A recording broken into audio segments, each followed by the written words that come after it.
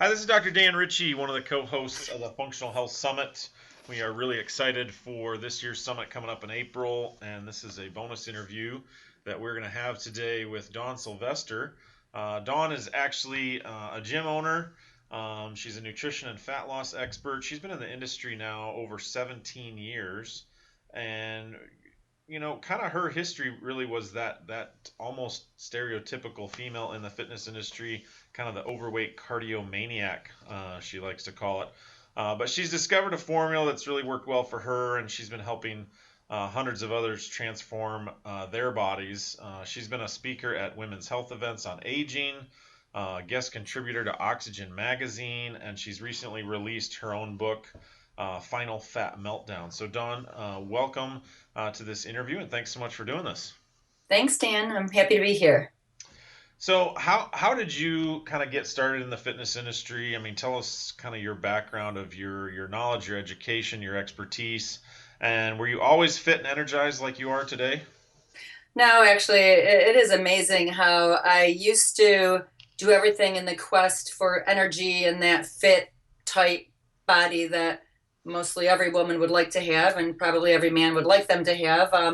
And I did what all the other women did. I was a cardiomaniac. I thought I ate healthy because I lived on two tuna fish sandwiches a day and diet pop. And when I felt like I was getting a little pudgier, I would eat less food and do more cardio, which it's still really hard to break through that with women because I think that's been in our minds for so long that they still think that that's the answer, and it's completely the opposite. So I met a girl in the gym that I belonged to who I thought had the most perfect, lean, curvy, sculpted, tight body. And I saw her in there enough times, but I was trudging away on the treadmill, and she was always either doing body weight stuff or stuff that no one else did. So one day I said, wow, what aerobics classes do you do? And, hey, you must never eat. And she looked at me and she said, stop burning through your muscle tissue, go home and eat. And I kind of didn't know what she meant. And I don't know, I obviously what I had been doing for so long was not working. So I hope I'm not an idiot and wanted to learn. So I dove, headfirst into the knowledge of it, even though I kept thinking, well, she probably means just do a little more cardio. And so it was a hard transformation. But the minute I really changed my mind first and stopped doing cardio, started doing a little bit of weightlifting and a lot of body weight stuff and actually eating more, amazingly, the first thing that happened was I was really energized. Next thing that happened, within about 30 days, I started to notice transformations in my body. Within about 60 days, I had lost probably 20, I don't know, between 20 and 25 pounds, which that's a lot. I'm 5 feet tall. Does Yeah, not have a that's a whole lot of places to spread out. lot. So I was kind of hooked. And then it got to the point where people in the gym were asking me what to do. And then I was taking people to their gyms. And then it snowballed into, I became so passionate about what I did really worked. And it started to work for other people that I got certified in fitness training, certified in sports nutrition. Years later, I'm now a gym owner with my husband. I do nutrition consulting for women. I've been a guest speaker at anti-aging groups for women, talking about aging with strength. And now it's my life. I live it and I love it. And I Cool. know it works. Cool. Well, what do you think? I mean, you kind of told your story, but I mean, that's not necessarily all women. What do you think Sure. is the most common thing that you're seeing prevents women from losing weight? Well, I think the first, a little bit what I mentioned, the hardest thing to tell women when they come in and I do a consultation with them, and the first thing they say is, I've tried every diet, I've tried every fad, I have fasted, I have cleansed, I'm fatter now than I was before. The hardest thing then, the biggest mistakes they make are the never-ending cardio, which actually burns through muscle tissue. So there's only two ways to raise your metabolism: actually exercising or adding more muscle. So by tearing through and burning through and doing only cardio, you're actually getting rid of some muscle. And then by cutting calories consistently, you slow your metabolism down. So those are the two biggest mistakes. The idea is to raise the metabolism and to have a curvier, firmer, tighter body with more energy. So that mistake is never ending. And I see women just constantly, not enough food, too much cardio, and not wanting to actually build up their bodies. They spend too much time tearing them down. Yeah. Okay. Okay. So in your book, Final Fat Meltdown, do you stress that exercise is more important or nutrition? It's funny. Most people ask me that anyways. So, well, I believe that you cannot have the energy to work out unless you are eating a proper nutrient dense diet. I don't even like to use the word diet because I urge people to stop using the word diet and to just follow a really good, sound, nutrient dense plan. A lot of lean protein, a good amount of vegetables, healthy fats. That's another thing with most women. They still think that fat is the enemy. Low fat, no fat. Then you get your hormones into a whole nother out of whack thing that we battle as it is. So definitely, if you want that sculpted, firm, and tight body, not so much cardio. Use things that use your muscles and eat for energy. So energy first with food, exercise secondly. That thing, abs are made in the kitchen. Okay. Okay. Good. Good. I like that. So, what if someone's never exercised, or right now they're like, yeah, but I absolutely love doing cardio, right? Like, would they be able to get any benefits from your program? I mean, have you helped people like that? Oh, definitely. And just recently I met with two people because I've done follow-ups. Now that the book is out there and people are getting to, know a little bit more about me, not people that I just have had in my gym before. One is a 72-year-old gentleman, and he's like, I got to tell you, I'm moving a little slow. I've got some aches and pains. And so he looked at the workouts, and all the workouts are only 20 minutes long. So the first thing he said is, he chuckled and told his wife that he said, 20-minute workout, this is going to be a piece of cake. Well, body weight workouts at a kind of intense level in like 30-second intervals. He said, kicked his butt and he felt great. And it was a little sore for 2 days. So, but he's gone into the plan now. He's 30 days into the plan. What do you say, 6 or 7 pounds down. And the thing that other than I'm very much into wellness, he told me that he has not had heartburn for the first time in his life for 10 years after following my plan. So Wow. obviously that's such an added bonus for a person that's 72. On the Yeah. other hand, I have a girl, very skeptical. I love to run. It de-stresses me. That running, that sweating. And I'm like, okay, I defy you to do my workouts without sweating and without completely being out of breath. And it's about an intensity level. And it's 20 minutes, So she was running for 2 hours a day. Oh my Much as goodness. as much as I like to stay fit and lean, I got plenty other things I'd rather be doing than pounding my joints and Yeah. staring at a TV doing a treadmill exercise. So That's a lot of running. yeah, it is right. So so let's talk a little bit about weightlifting, right? Like I know this is a common to me it's a myth that we debunked 20 years ago, but it's still out there, right? So Right. so what are your thoughts on women in weightlifting, women that only want to tone Oh, or afraid right. of That building word. muscle, right? Like, but I only want to do toning exercises, right? So Right. so what's your take on women in weightlifting? I wish I could get rid of two words, diet and tone. So I think the actual dictionary definition of tone is the tightness of your muscle when you're not flexing it. So if you're covered with layers of flab, by saying you want tone, you're basically saying that I want to be able to see muscle on my body. So in order to see tone, I think universally means like a tight firmness. So I tell women that, we're both speaking the same language, but you're thinking of something as differently. So women don't have the testosterone that men have. And if you're talking about those women on those bodybuilding stages, probably a good majority of them are using, enhancements, we shall say. And then the other ones have dedicated their life that they don't have any other life other than lifting weights so that they can get big. That is not going to happen with an average weightlifting plan on an average woman.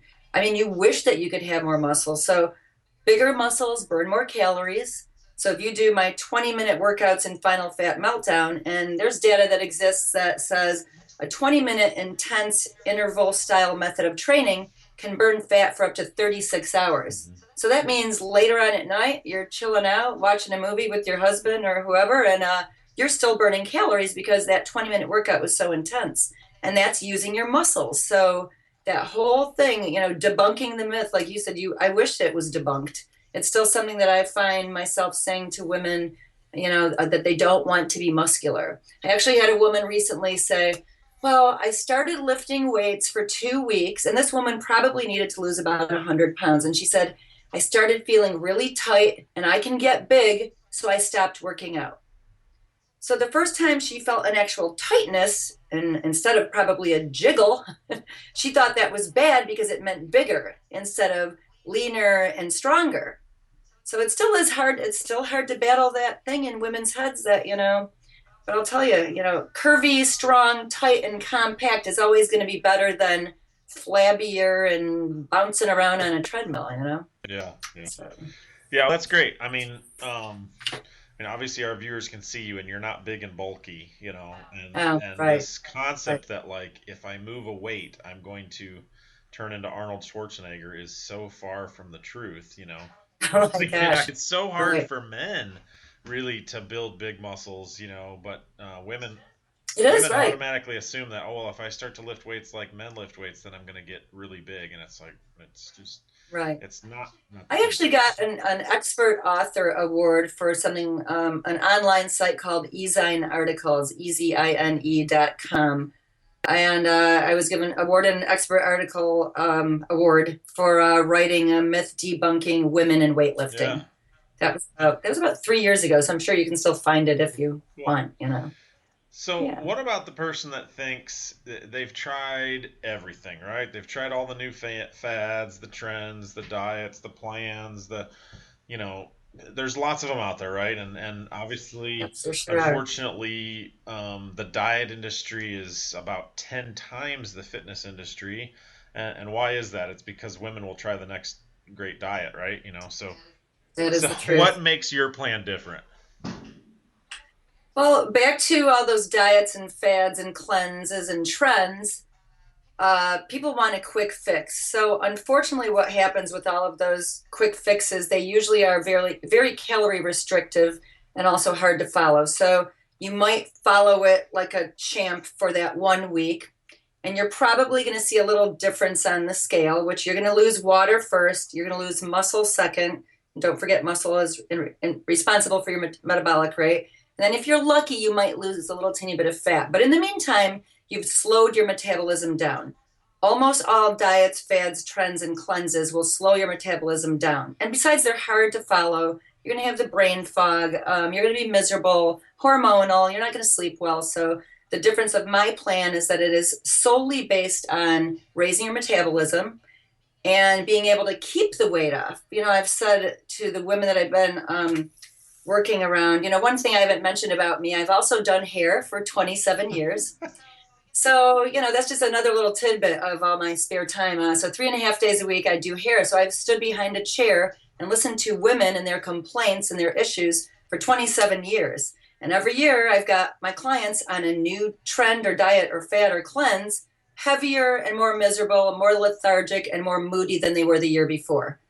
And they keep saying to me, you must have the fountain of youth or something. That how do you look better? And how are you more energized? And so it's again breaking that myth. So my plan is based on raising your metabolism so the weight stays off.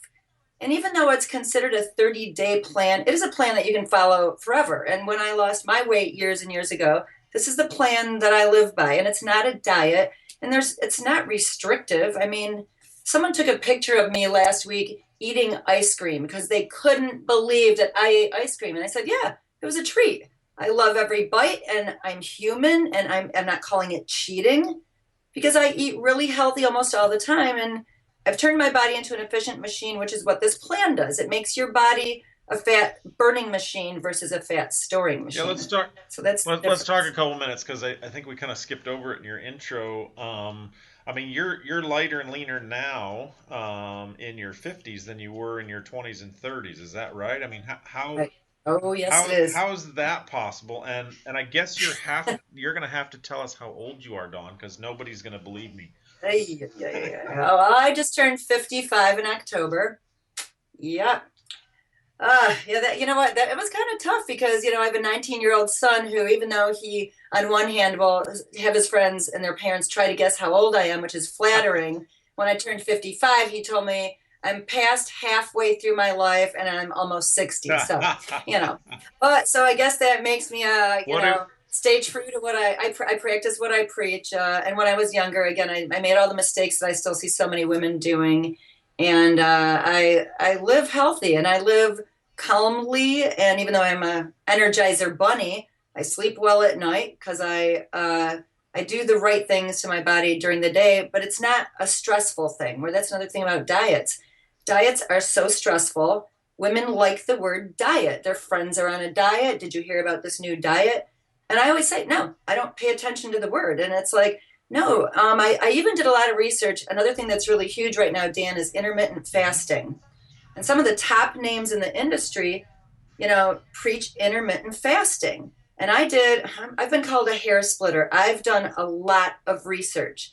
And from my findings are that intermittent fasting is good if you're a male between 25 and I think the maybe 40-ish. But almost every study that I read, and I have lots of access to a lot of different, you know, sources of information, some of the top sources of information in the country or in the world rather. And it almost always said that the women that follow intermittent fasting slow their metabolism down and start burning muscle. They don't just lose fat like the guys do.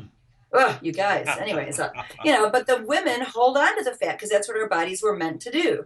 So we are battling so many things as women in the first place that you have to learn the right way and make it a lifestyle, not following a 1 week plan or, all the women that want to lose weight for their 10-year reunion or lose weight for their son's wedding or something. It's like, instead of just maintaining healthy, which I mean, and I'm not just using me as proof because I've had lots of other people follow my plan and over the course of them being in my lives have made huge differences. And they're so much happier Yeah, too. why don't you share Happy. why That's don't a you huge. share one of your biggest success stories you've seen in your gym?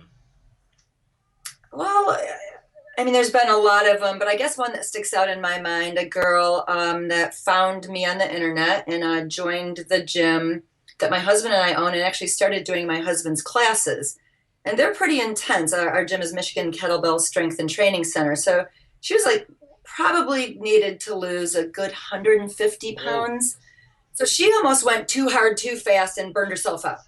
So then she consulted with me for nutrition. And what I have people do is send me a 14-day plan of how do they eat. And I tell them, I'm not judging you. I don't care if you're going on a cruise, if it's your birthday, whatever. People fall into patterns of how they eat. And even when they, unbeknownst to themselves, I'm going to say 99% of all women are so protein deficient. It is amazing.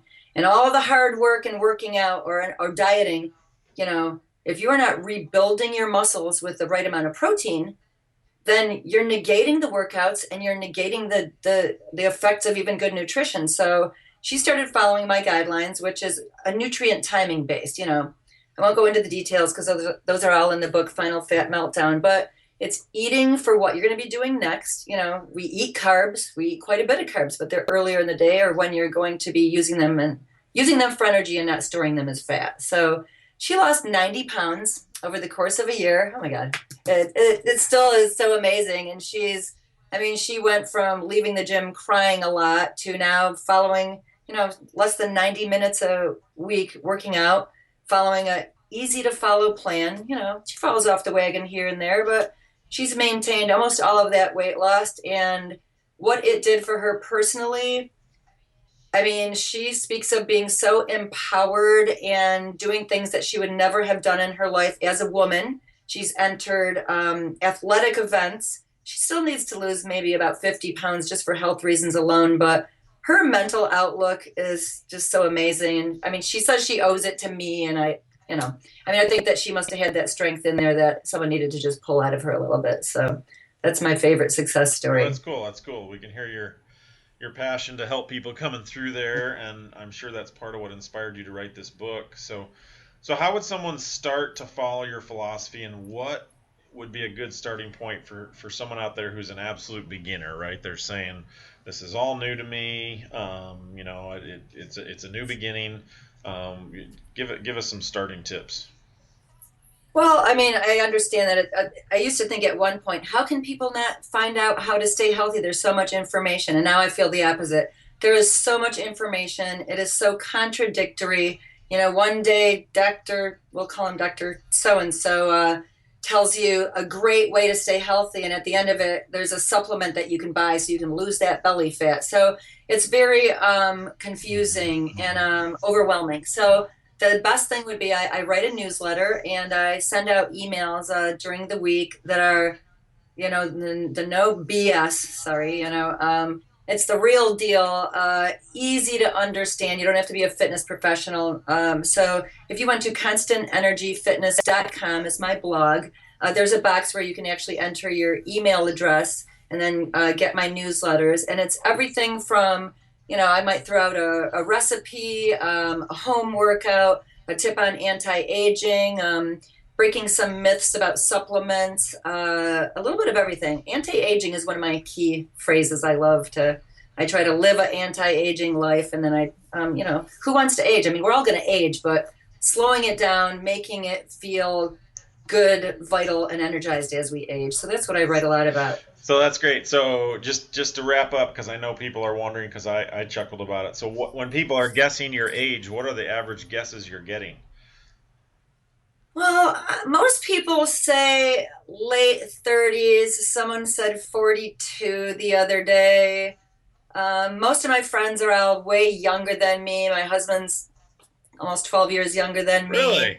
I gravitate, I gravitate towards younger people, so I don't know, maybe that helps. I listen to fast music and I do things that younger people do, and so I think part of that is I stay youthful, and obviously my what I put out, keeping my body strong, good posture, Yeah. drink tons of So water, you're 55, and people are guessing you're somewhere between 38 and 42 on average. That's yeah.